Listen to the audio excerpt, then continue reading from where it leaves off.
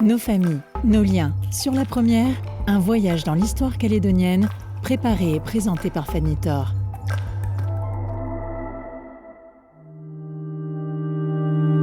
Bienvenue au bord de la route qui mène à la tribu de Ounia, sur la commune de Yaté, chez Madame Salomé Digoué. Notre invitée nous explique aujourd'hui les migrations de ces anciens à travers l'archipel calédonien et la manière dont ils sont liés avec les familles Kama, Toura, Urinya, Undo, Kainda, Nekare, Diowe, Aoupi, Shawetari, Mapu, Neponron, Oetcho, Atina, Goecha, Ati, Omoatu, Tonweri, Jawari, Karamessi, etc., etc.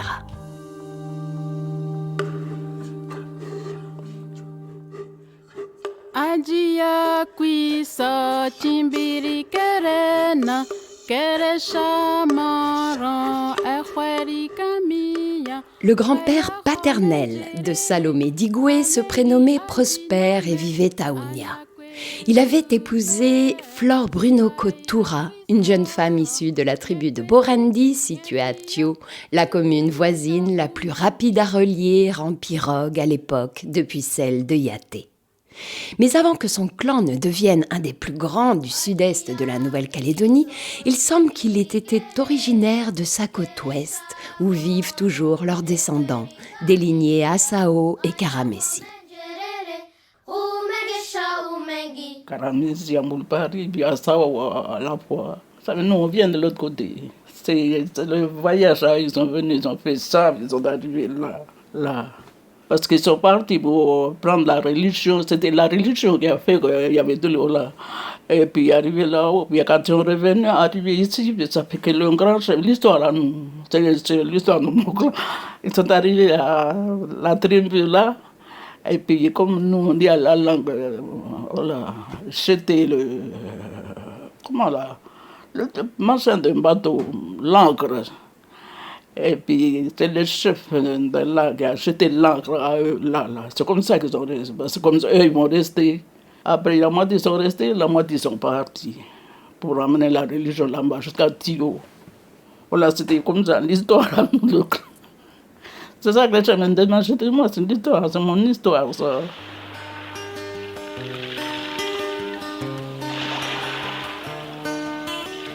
Les frères et sœurs d'Étienne Jingwe Digoué, le futur papa de Salomé, ont épousé des personnes originaires de Tuaouro, Goro ou Wao, les autres tribus de Yaté, et jusqu'à l'île des Pins. Elles venaient notamment des familles Shawetari, Neponron, Aoupi, Mapu, Goetcha, Omoatu ou Kama. Ben voilà l'histoire, non? C'est le plus grand clan de la tribu. Ah oui, les Jawari aussi. Les Jawari sont sortis de Ndingui aussi. Il y en a les Jawari qui sont sortis de Ndingui. Il y en a de ce côté, puis du côté du chef, c'est sa grand-mère. Sa grand-mère, c'était une fille d'Ingui. La famille du grand chef.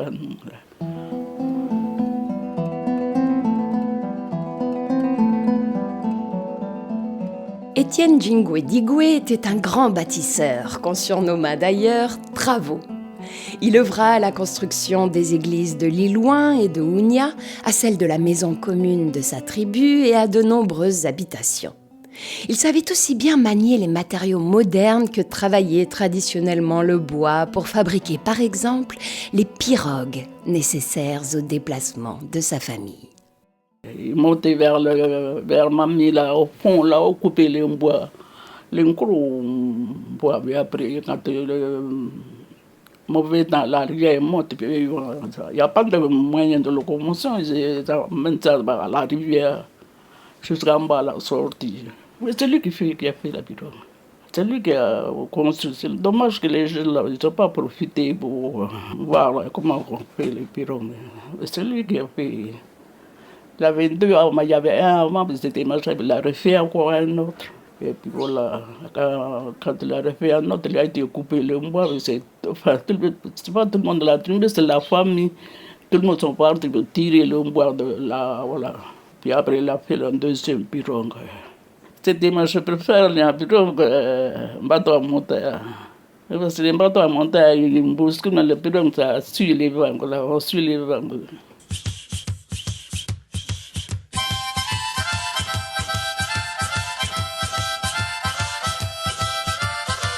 Du côté maternel de Salomé Digwe, le grand-père s'appelait Nantio Kama.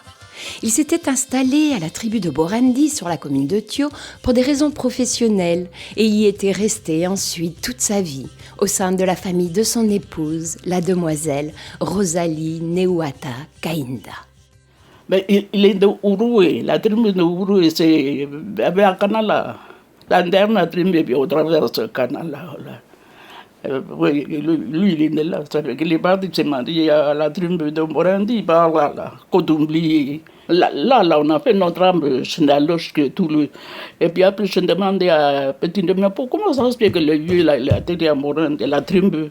Et puis il m'a dit que, mais parce que lui, il faisait la pêche comme ça, de là-bas de Ourou, pour aller.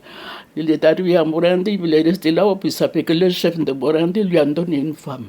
C'est comme ça que j'ai retrouvé à Borendi.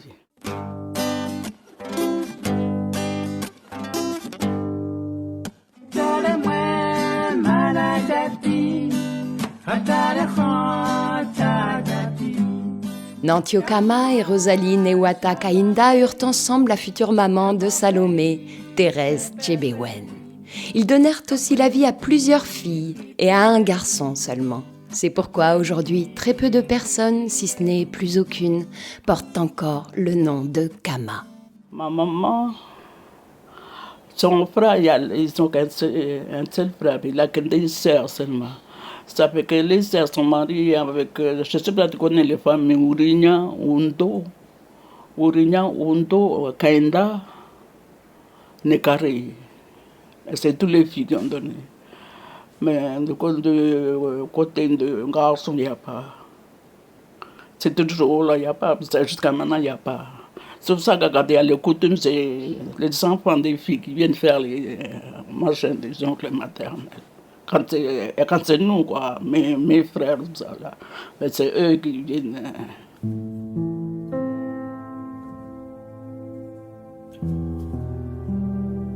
La mère de Salomé, Thérèse Tchébouen Kama, épousa donc Étienne, dit Travo Digwe, à Ounia, et eut 10 enfants avec lui. Des petits qui s'unirent à des hommes et femmes de Saint-Louis, Touaourou, Thio, l'île des Pins ou Canala. Tous volaient déjà de leurs propres ailes lorsque Thérèse Tchébewen mourut en 1956, sauf Salomé qui n'avait que 6 ans et sa sœur Apollonie qui en avait 9. Notre invitée n'a jamais su ce qui avait provoqué le décès de sa maman. Elle se souvient juste que les choses se sont passées vers Ouiné, sur la côte oubliée, où sa famille allait régulièrement cultiver un champ et passer son temps libre, loin de la civilisation. Je dors avec elle, mais elle part. On est réveillé le matin, on a appelé, il y avait un vieux qui vient de voir le téléphone, je ne sais pas, il faut traverser la montagne. Et puis il est venu pour voir ça, c'est comme ça qu'ils ont envoyé le message à la tribu. Et puis le gros bateau que j'ai dit dans la commune, c'est lui qui est parti nous chercher avec. Puis il y avait les autres vieux qui étaient de l'autre côté de la montagne, ils sont traversés de l'autre côté pour nous voir là-bas. Puis voilà. On est revenu dans le gros bateau, mon père est revenu derrière nous avec la pirogue.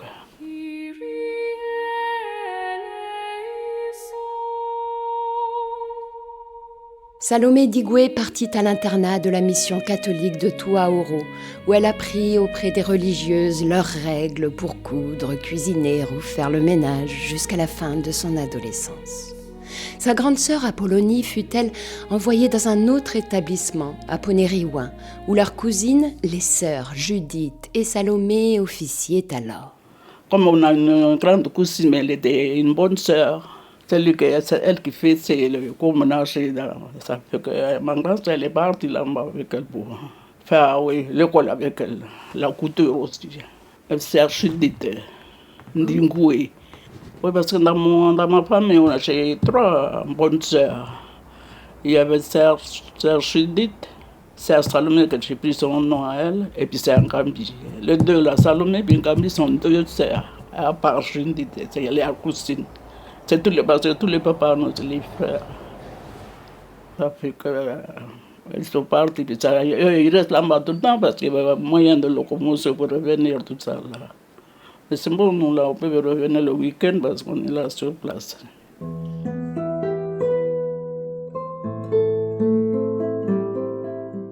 Les deux sœurs se retrouvèrent ensuite à travailler ensemble au dispensaire de Puebo, où elles effectuaient plusieurs travaux pour le personnel soignant, dont la livraison de médicaments à domicile chez les patients. Puis le docteur Darjana, qui était d'origine javanaise, proposa à Salomé de venir l'assister à Ouegua. Mais elle préféra finalement revenir auprès de son papa à Ounia, tandis que sa sœur Apollonie partit se marier à l'île des Pins avec un monsieur Kaate. Salomé eut-elle 2 fils avec un jeune homme de la famille Poindi de Canala, puis elle partit avec l'un d'entre eux travailler à Nouméa en tant que dame de ménage. À Nouméa, j'ai travaillé chez des particuliers, le trésor.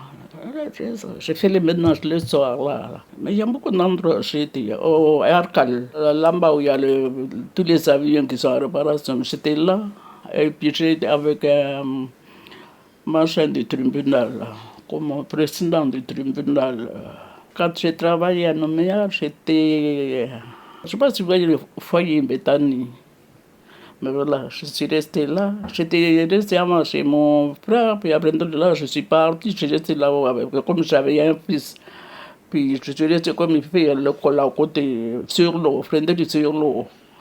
Et puis après, elle est partie, je l'ai envoyée à Tio là avec ma grande sœur. Voilà. Après, je suis restée là. Après, j'ai pris un petit studio vers 4e. Je suis restée là 3 ans ou 4 ans, oui, là. Pour travailler, pour avoir un endroit pour dormir. Salomé Digoué revint vivre sa retraite à Yaté en 2005.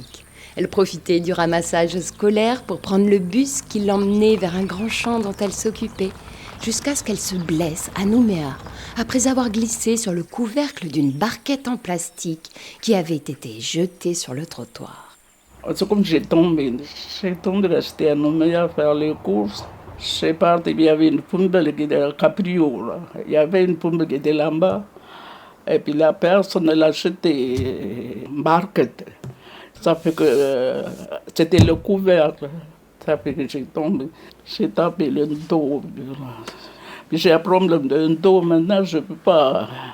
Je fais 5 minutes là-haut, mais 5 minutes dans le jardin, puis après je rentre la télé marche.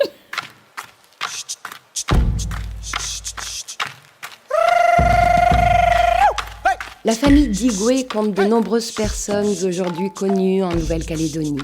L'homme politique Adolphe Kamebo Digoué ou Richard Digoué, un des danseurs et chorégraphes les plus connus du territoire. Un neveu pour lequel Salomé a beaucoup d'affection, même si elle ne comprend pas très bien comment il a pu apprendre tant de choses en une seule vie. Je vais là pour demander, il a appris à danser où? Il a appris tout ça. Quand je le vois à la télé, je regarde.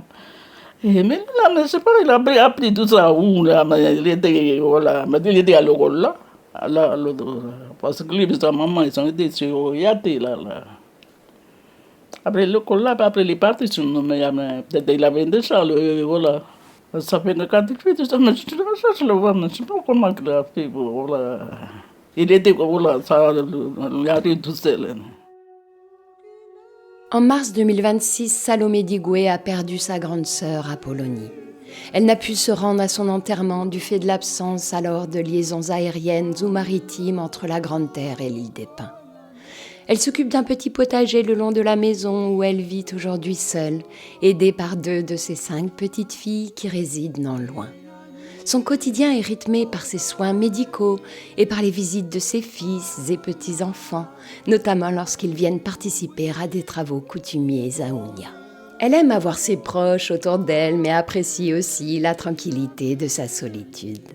Approchant sa 8e décennie, la chose qui l'a fait le plus rouspéter à présent est le fait que parfois ses enfants partent de chez elle alors qu'elle leur a préparé à manger pour le prochain déjeuner ou dîner.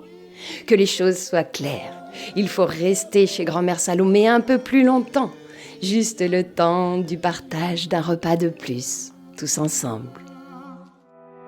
Nos familles, nos liens, à réécouter sur le site internet de Nouvelle-Calédonie la Première.